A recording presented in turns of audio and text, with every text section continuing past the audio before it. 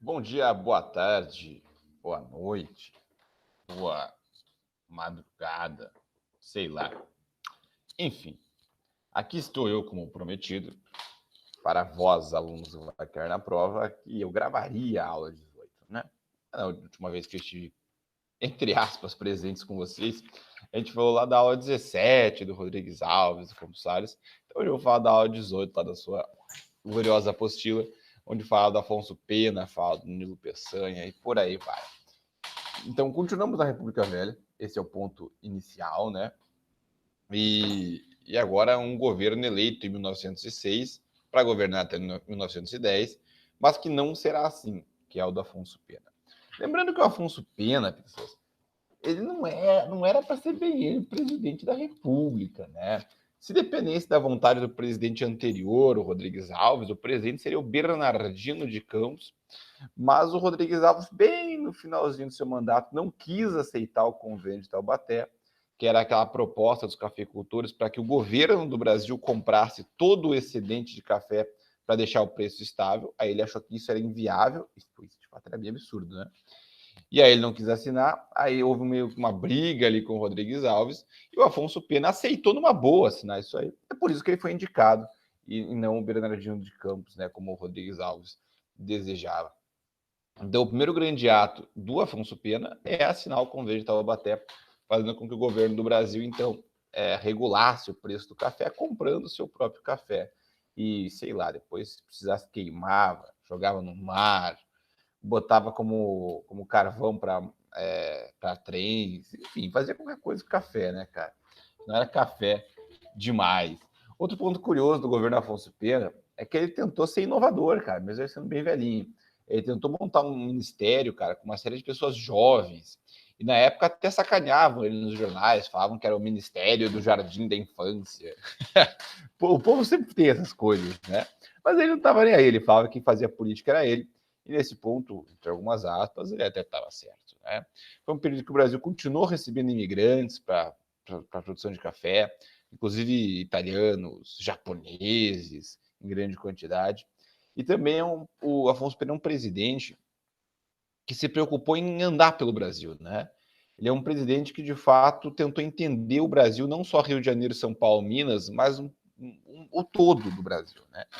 E aí ele percebeu que um dos grandes problemas do Brasil naquele período era a falta de comunicação. Era quase impossível você se comunicar com alguém em outra capital, né? De uma capital para outra. Tinha que mandar uma carta, muitas vezes essas cartas elas de navio, aí, pô, demorava pra caramba. Aí ele propõe para um grupo de militares, liderados pelo Marechal Cândido Rondon, que se adentre pelos sertões do Brasil, levando cabos de telégrafo. E é isso que vai acontecer. Então, a expedição Rondon, cara, que é liderada pelo famoso Marechal Cândido Rondon, que virou nome de cidade e tal, ele entra Brasil adentro pelo interior, norte, nordeste, centro-oeste, boa parte do sudeste, levando esses cabos de telégrafo, mas ao mesmo tempo descobrindo um Brasil ali esquecido, né, cara? Um Brasil onde quase não haviam pessoas catalogadas pelo governo federal morando nessas áreas. E acaba encontrando muitos grupos indígenas, né? Inclusive alguns grupos indígenas ainda selvagens, cara. Selvagens naquela concepção da palavra bem lá, final do século XIX, começo do XX.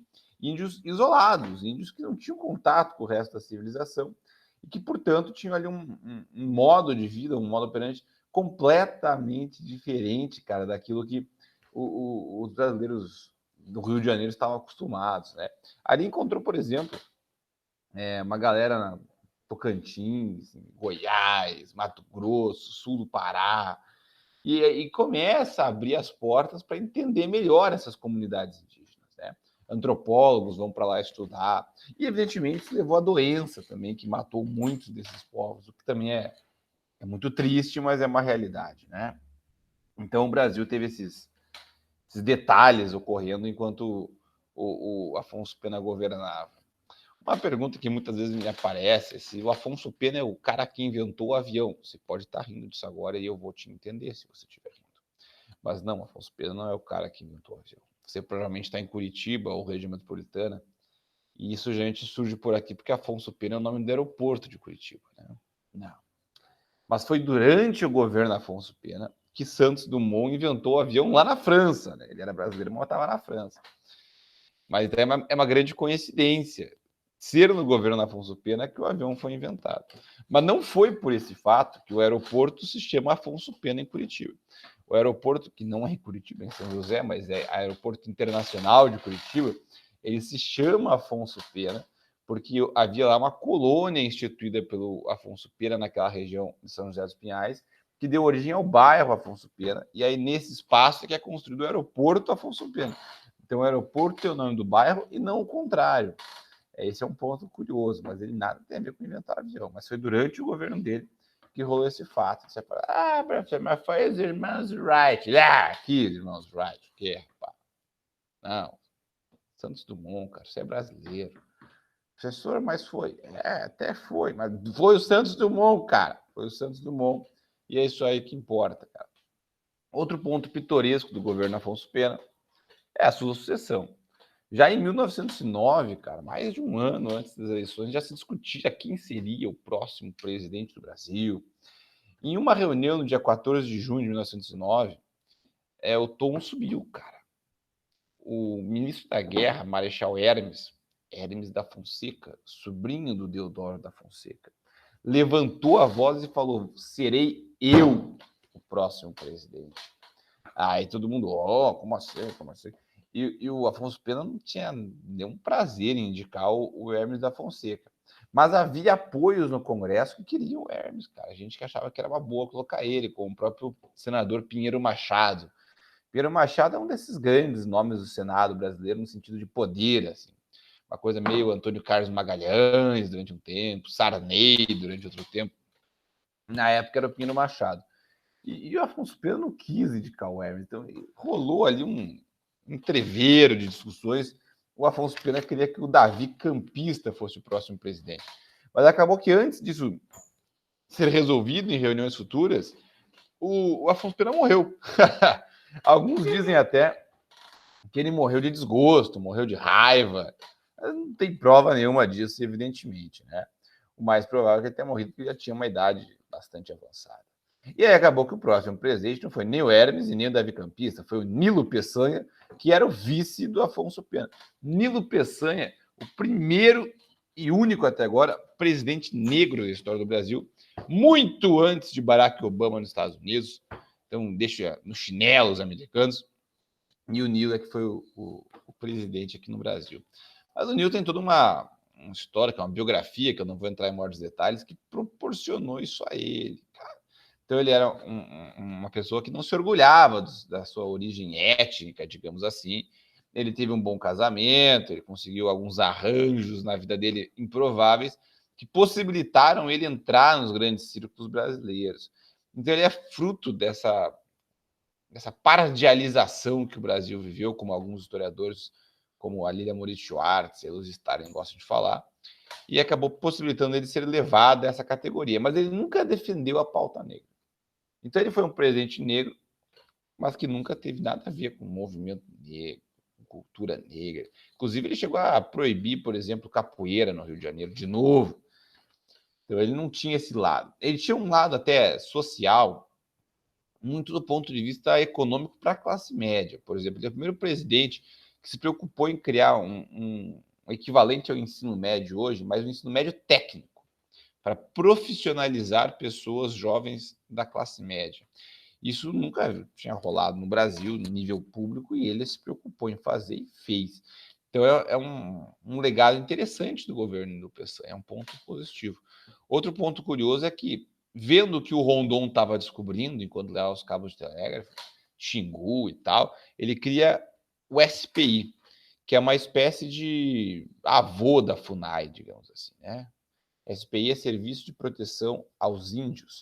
Então, esse foi um órgão criado para organizar, entender, estudar as comunidades indígenas e tentar resolver essa situação, né, cara? Enfim, mas ele teve um mandato curtinho, porque era um ano só, até a eleição de 1910. E a eleição de 1910 começou com treta, né, cara? Uma ala indicando o Hermes da Fonseca, um militar. Aí tinha uma série de estados e oligarquias periféricas, né? como Rio Grande do Sul, até mesmo partes de Minas Gerais, Bahia e tal, apoiando o Hermes. Mas São Paulo, não. São Paulo olhava para o Hermes e falava: putz, esse cara não é preparado, esse cara não é cafeicultor, esse cara não atende os nossos anseios. Então, essa eleição de 1910, pessoas, é um caso interessante, porque é um único momento ali dentro do café com leite onde houve um racha que quase destruiu o sistema do café com leite.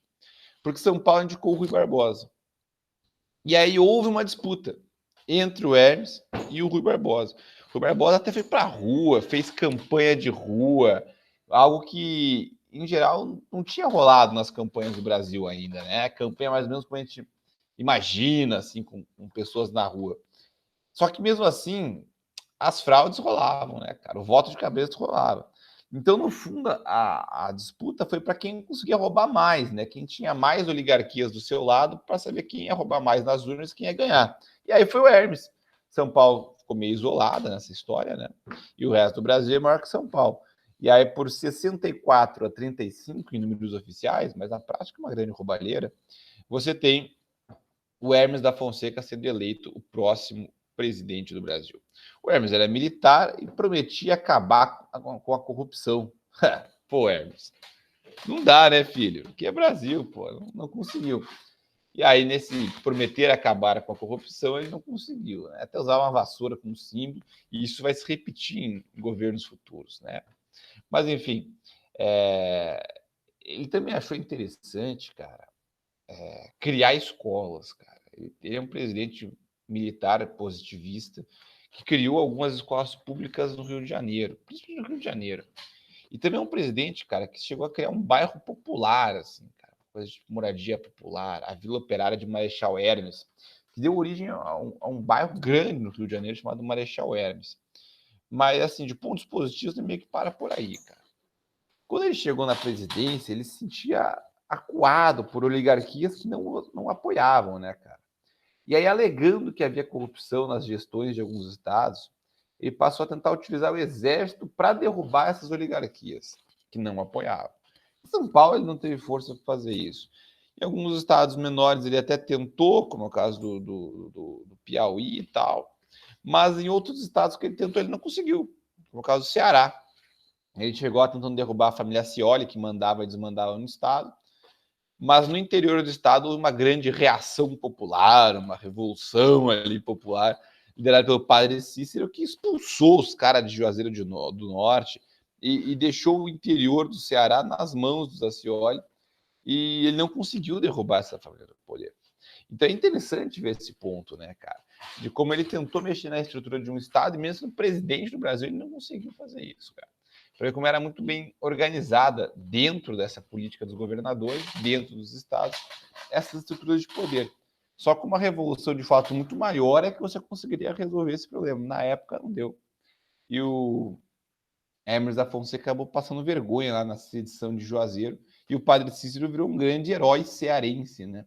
Por mais que o que ele tenha feito não seja lá muito heróico, né? Mas ele passou pela história como um herói cearense e muita gente o venera, inclusive, coisas do tipo. Também é do governo do Hermes a revolta da chibata, cara. Vários marinheiros se revoltaram na cidade do Rio de Janeiro contra a Marinha, a fim de que ela parasse de os espancar. Porque ainda havia na Marinha, e nas outras Forças Armadas também, mas na Marinha era mais sério, uma certa não, né? Uma grande quantidade de agressões físicas. Se um marinheiro desrespeitasse as ordens do seu superior, como de um almirante, ele poderia ser espancado, cara, e muitas vezes chicoteado. E aí criava tudo uma imagem de escravidão ainda ali. E aí os marinheiros se revoltaram lidados pelo João Cândido, que passa para a história como almirante negro, né, cara? Mas ele não era almirante, ele era só marujo mesmo. E eles se revoltam, expulsam dos navios os seus líderes e ameaçam bombardear o Rio de Janeiro caso o Hermes não negociasse. O Hermes se obrigou a negociar, negociou e acabou com a chibata na Marinha. E prometeu que todos eles estariam livres ao fim dessa revolta, o que não foi verdade, né? A grande maioria desses marujos acabou perdendo emprego, alguns desapareceram, alguns foram parar na Ilha das Cobras. O próprio João Cândido perdeu o seu trabalho, passou muito tempo na vida aí passando necessidade. Mas, enfim, é uma história que tem um lado bonito, né? Que é conseguir a vitória da greve, a vitória do protesto e o fim da chibata, mas ao mesmo tempo teve suas traições ali, né? Enfim, né? Outro ponto, cara, é que o Hermes tem falado que ele era muito azarado no governo dele. Falavam que ele era burro, mas falavam que ele era azarado, né, cara? Tanto que teve vários momentos, cara, que ele tentou fazer algumas coisas no seu governo ou viveu algumas situações que, de fato, não são lá de muita sorte. Acontecer no governo dele a revolta da chibata não é lá de muita sorte. Vai ter a guerra do contestado no governo dele, o que também não é lá de muita sorte.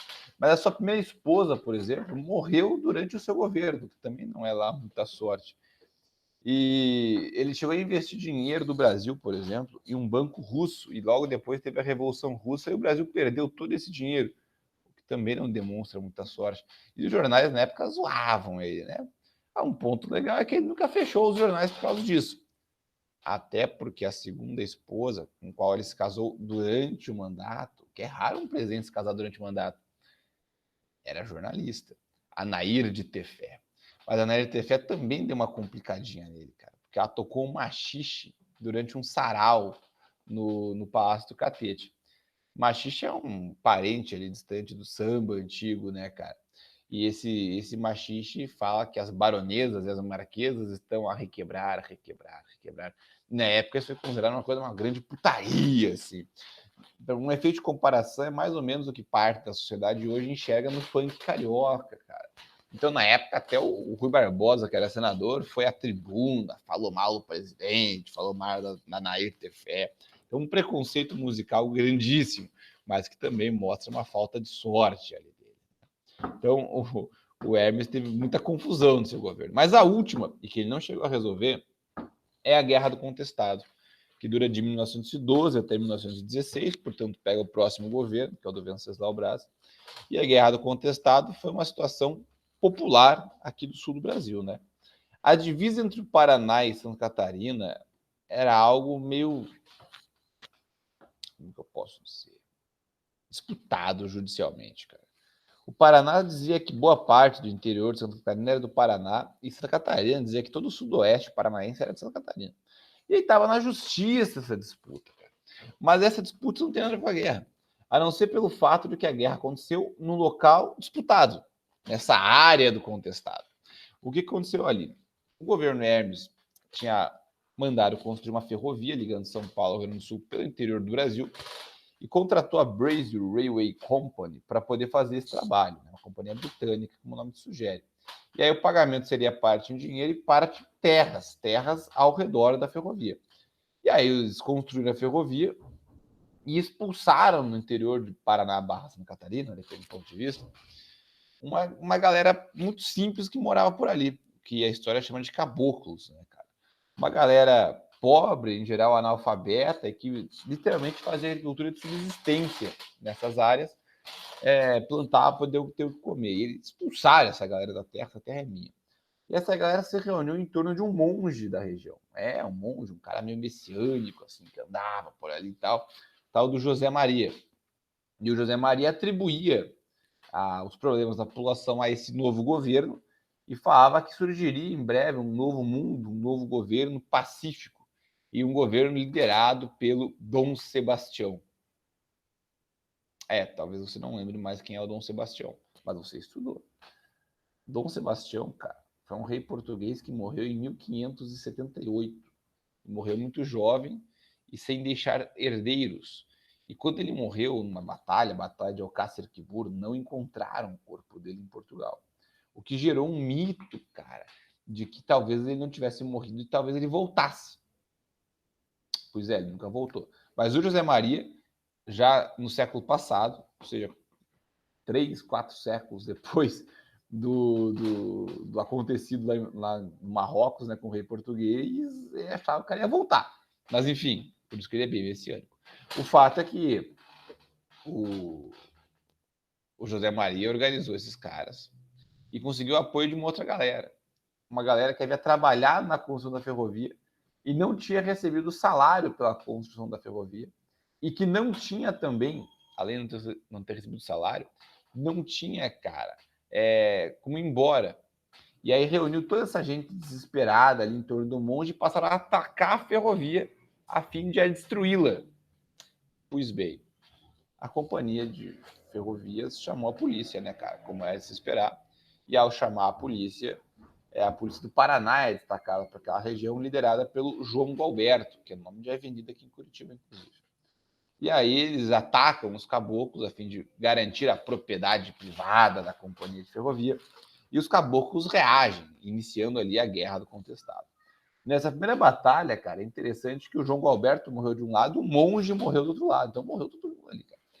E as tropas paranaenses recuaram, voltaram para Curitiba e falaram: claro, não é coisa da polícia, aquilo lá é coisa do exército, manda o exército para lá. Do lado dos caboclos, a morte do monge gerou um problema de quem vai continuar, né? E aí, inicialmente, os seguidores indicaram as virgens que andavam com o monge, sim, tinha essa também. Umas mulheres que eles chamavam de virgem, não sabemos ao certo porquê, mas que supostamente vinham o futuro colocando as suas cabeças em bacias d'água. Botava a cabeça lá, o futuro é para lá. E aí eles botaram elas no exército e não deu certo, né, cara?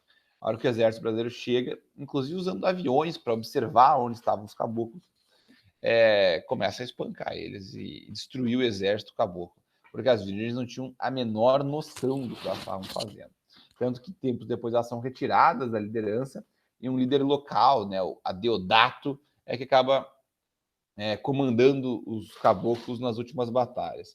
Mas o fato é que deu muito trabalho para o exército brasileiro, o que mostra também que o exército era ineficiente, lembra um pouco a Guerra de Canudos, mas até 1916 o exército brasileiro vai ter executado milhares de brasileiros caboclos nessa região e vai ter, entre muitas aspas, pacificado essa área, né, cara? Então, matar gente pobre era uma prática do exército brasileiro, né? Canudos, contestado, negociações não rolavam. Mas aí o governo Hermes já tinha acabado há 2 anos e já tinha o seu ex-vice-presidente chegado ao poder, que é o Venceslau Braz, que é o governante do Brasil entre 14 e 18. Período da Primeira Guerra Mundial, né, cara?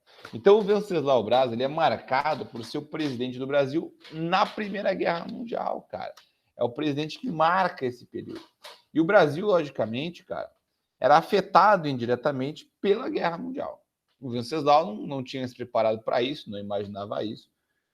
E o Brasil vai, sem querer, passar por essas consequências. Por exemplo, com a Primeira Guerra, uma série de produtos industrializados que o Brasil comprava não mais chegavam aqui no Brasil. E o Brasil vai ter que se industrializar, pelo menos em partes, para ter esses produtos. Por exemplo, volta a 2 governos. No governo Nilo, olha como o Brasil era vergonhoso, cara. O Brasil tinha que trazer da Europa para cá objetos de metal para formar, por exemplo, picaretas, pás, enxadas. Aqui só se encaixava a aço de madeira. A parte de metal era feita na Europa. Até isso o Brasil importava. Elementos básicos demais, cara. O que mostra como o Brasil era só produtor de café ou de alguns outros produtos oriundos da natureza. O Brasil não tinha nada de indústria, praticamente. O Brasil era um país, sei lá, do século XVIII, vivendo no século XX. Mas aí a guerra obriga o Brasil a fazer algumas coisas, ou não teria. E aí algumas empresas, algumas indústrias começam a aparecer no Brasil. Dessas coisas bem básicas, produção de tecido, algumas pequenas fundições de metal para fazer enxada, por exemplo, empresa que faz sapato, que empacota alimento, cara, coisa bem básica. Mas começa a ter algumas indústrias no Brasil, cara. E isso, lógico, a gente fica nas cidades, tem em São Paulo, Rio de Janeiro, mas até Curitiba se beneficia um pouquinho disso. E aí, nessas cidades, começa a ter uma maior concentração de pessoas. Principalmente pessoas que estão vindo da Europa fugindo da guerra. E que lá na Europa trabalhavam em indústrias e aqui no Brasil vêm e preferem trabalhar em indústrias do que trabalhar no campo. Só que essas pessoas que vinham da Europa para cá, em geral, já não eram analfabetas e tal, já tinham uma vivência em movimentos operários. E aí, ao chegar no Brasil, muitas delas passam a trazer consigo ideologias que na Europa estavam em moda. Ideias como anarquismo, como socialismo, comunismo, trabalhismo, tudo isso começa a entrar na mente desse operariado brasileiro que era crescente. Mas aqui no Brasil, cara, não havia nenhuma lei trabalhista. Tipo, zero. Total zero. Tanto que tinham fábricas que, a lá, Revolução Industrial, século XVIII, XIX, faziam carga horária de 14 a 16 horas por dia. Não tinha nenhum direito trabalhista, não tinha indenização, e os salários eram uma miséria, né? E aí, em 1917, tem a primeira grande greve da história do operariado brasileiro. E nessa greve de 17, o governo achou que poderia não negociar, que poderia fazer polícia e cacete. E, inclusive, um dos grevistas, o José Martins, morreu, cara. E o velório dele reuniu milhares de pessoas, mostrando a força do movimento grevista, que não voltou a trabalhar. E aí, o governo brasileiro entendeu o que é greve. Se ninguém trabalhar, as indústrias falem, né, cara? Elas vão às falências, porque elas precisam do trabalhador. Então, chega uma hora que tem que negociar. Tanto que houve 10% de aumento, por exemplo, para os trabalhadores, a fim de que eles saíssem nessa greve, assim como uma garantia que o governo fiscalizaria as fábricas para ver as condições de trabalho. E dali para frente, uma série de pequenas leis trabalhistas vão começando a aparecer aqui no Brasil. Então, teve esse lado trabalhista, né, que é uma consequência da Primeira Guerra Mundial. Mas tem também esse ponto interessante, que é do Brasil ter uma indústria agora. É pequena e tal, mas tem uma indústria. Pô, professor, mas e a guerra? O Brasil não foi para a guerra? Ah, é verdade, o Brasil foi. No Brasil teve alguns navios mercantes que foram afundados pelo, pela Marinha da Alemanha, né, cara? E aí isso criou ali uma certa comoção e tal, um certo apelo de que o Brasil declarasse guerra à Alemanha, ao Império Alemão, e declarou, né, cara? Então o Brasil vai lutar contra a Alemanha, ficar do lado da França, do lado da Inglaterra e tal, nessa guerra. Mas o Brasil não mandou soldados para a guerra. Nunca mandou um batalhão e tal, até porque o Brasil tinha guerra contestada aqui dentro no início, né? Então o exército brasileiro estava meio ocupado e depois mostra que o exército brasileiro era despreparado para lutar na Primeira Guerra Mundial. Né? Isso é fato. Então o que acontece é que alguns oficiais do exército brasileiro vão para a Europa treinar com oficiais franceses, observar a guerra, para entender como ela funcionava. O Brasil manda um corpo médico e com enfermeiras também para Paris, para fazer um hospital de campanha. O Brasil foi muito elogiado por esse hospital de campanha, inclusive. E parte da Marinha brasileira passa a patrulhar o litoral oeste da África, para caso tivesse ali algum problema, e acabou não tendo. Teve até uma vez que um navio brasileiro observou, na região próxima ao Senegal, ali, uma movimentação suspeita no mar, imaginou-se que talvez fosse um submarino, e os brasileiros meteram um tiro no mar para afundar o submarino, e acabou que não era um submarino, era um cardume ali de um animal semelhante aos golfinhos, as doninhas, e aí subiu aqueles bichinhos mortos, tadinhos, boiando, e os brasileiros perceberam que não tinham matado nenhum ser humano em submarino, mas tinham matado doninhas. Aí o pessoal faz piada, falando que a maior batalha que o Brasil venceu na Primeira Guerra Mundial foi a Batalha das Doninhas. Pô, triste, né, cara? Mas aconteceu. Agora, tem que lembrar também que se você estava num navio nesse período da história, acho que você também teria atirado, né, cara? É guerra. E na época não tinha radar, sonar, nem nada do tipo. Então, na guerra, onde você não sabe se aquilo é o inimigo ou não, acho que quase todo mundo atira primeiro e pergunta depois. Porque se você deixar a perguntar primeiro e for inimigo, ele não vai te responder, ele vai te matar. Então, apesar da bizarrice, acho que quase todo mundo teria feito a mesma coisa neste caso. Outro ponto do governo Venceslau Braz, além da guerra, foi a criação e a aprovação do primeiro Código Civil do Brasil. O Código Civil é onde uma série de conceitos para a justiça são estabelecidos, inclusive o conceito de família, por exemplo, que foi criado no Código Civil de 16 e só foi alterado no Código Civil de 2002, cara. Então, 2002 para 2003, né? Então, ficou muito tempo esse conceito em vigor, né, cara? E uma série de outros conceitos jurídicos são criados no governo do Venceslau Braz. Por fim, por último, mas não menos importante, cara, a guerra também trouxe para o Brasil, querendo ou não, a gripe espanhola. Uma pandemia que ocorreu em boa parte da guerra e foi muito ofuscada pelos jornais da época por conta da guerra, né? E aí muitos soldados em campo de batalha morriam de gripe espanhola e não se falava que era gripe espanhola. Estava como morto de guerra e acabou. E essa gripe chegou no Brasil, matou milhares de brasileiros, ninguém sabe ao certo quantas pessoas morreram no Brasil, porque não tinha contagem oficial de mortos e tal.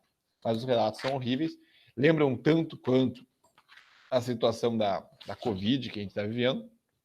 E, inclusive, o próximo presidente do Brasil, que seria o próximo, acabou não sendo, morreu de gripe espanhola. Na eleição de 18 para presidente, o eleito foi o Rodrigues Alves. Sim, o Rodrigues Alves, o presidente prefeito, que reformou o Rio de Janeiro e tal. Ele que seria. Só que ele morreu de gripe espanhola antes de tomar posse.